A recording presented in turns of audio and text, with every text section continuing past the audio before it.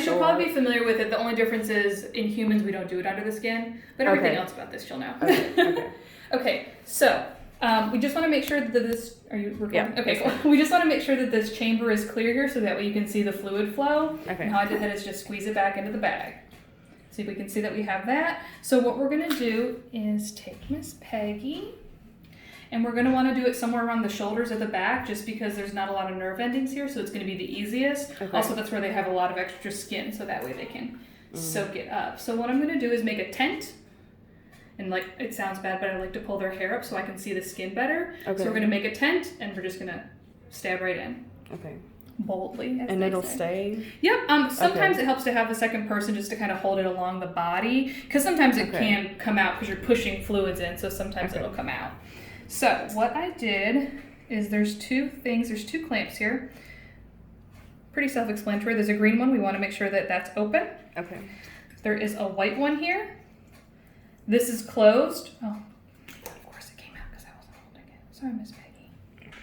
All right. All right. And so what I'm going to do is roll it up, and it's open. And you can tell it's open because I just pulled it down. We got a good clean line. Okay. So now we just squeeze, and you can see that she's getting a little hump on her back already, and this is just going to go under her skin.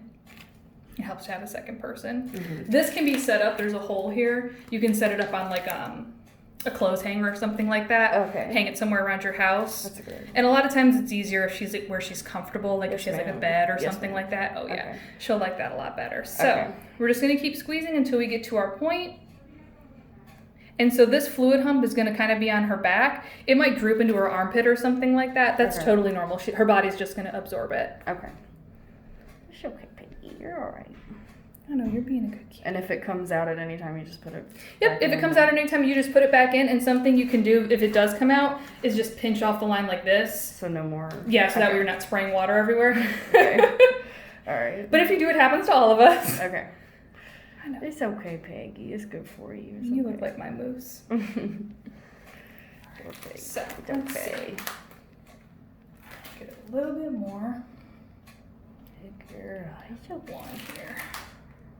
Yeah, that's about right. So since there was a little bit extra, I got it down. You can see, kind of helps if you pull the bag up. I got it down to the 1 here. So next time you do it, you'll go down between the 2 and the 3. Okay. And sometimes it helps. And I mean, if you give a little bit more, that's fine. Don't worry about it. It doesn't have to be an exact science. So I'm just going to roll this down here. So we're pinched off.